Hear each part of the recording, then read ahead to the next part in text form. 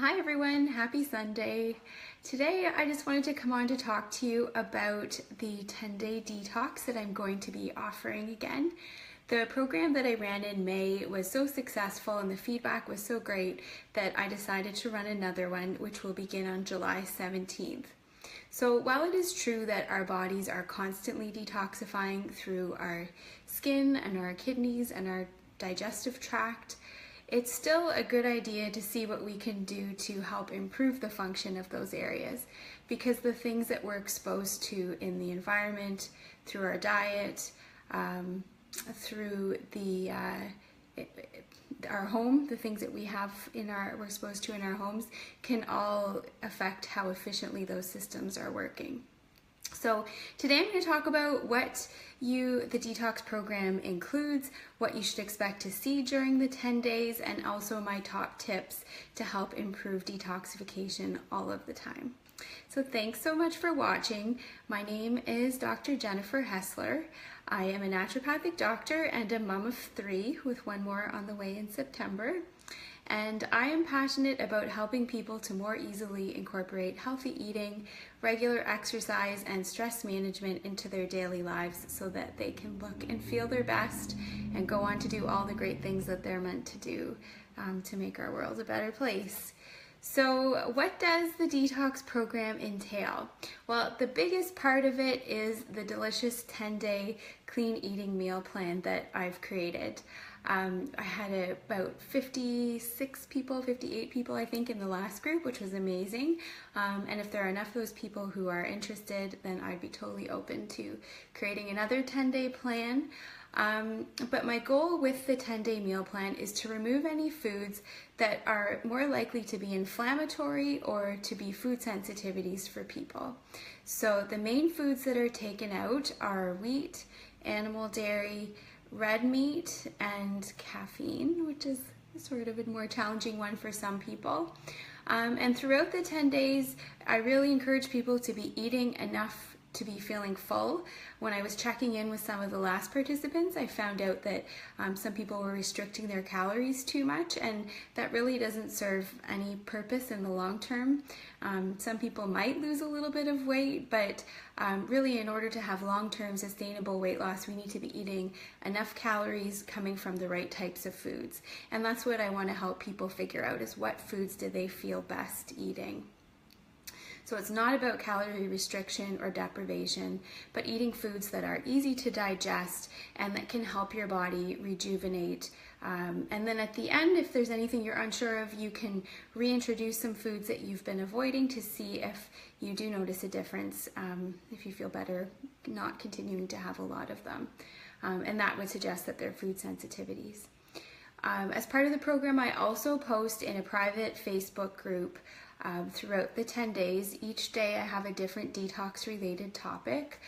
These topics include how much water you should be drinking, goals for exercise, simple ways to clean up your home environment, and several other topics that are really important to helping our bodies function optimally. Several people have asked if you can exercise while you're on the program, and the answer is absolutely.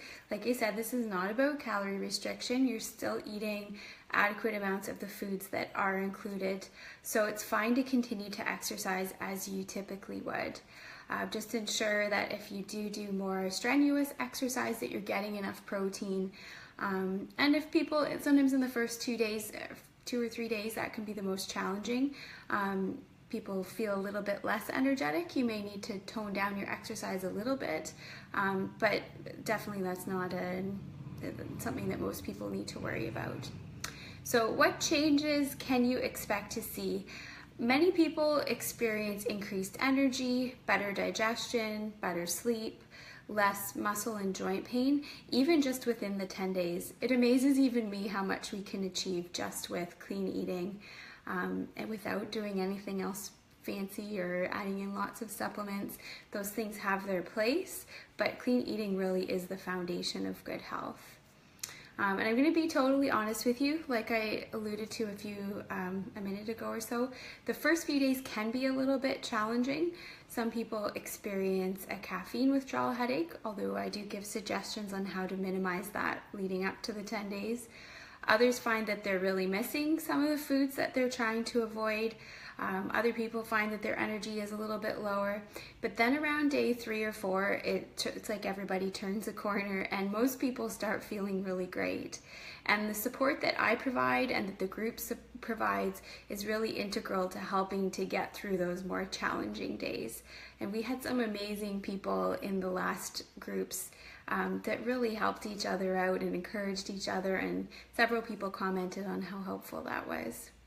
So here are my top 3 tips to improve detoxification all of the time. The first one is, like I said, eat clean. We want to avoid as much as we can foods that we're sensitive to, foods that are more pro-inflammatory, and my next Facebook Live video will be on what those inflammatory foods typically are, as well as more processed foods. My second tip is we want to drink enough fluids. The best ones are those that don't have caffeine or sugar added.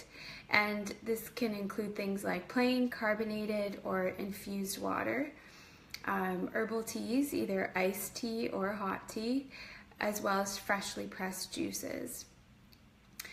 My third tip is to move your body. We all know this is good for us, but one of the big reasons why it's good is that our lymphatic system is one of the main waste disposal systems in our body, and it requires movement.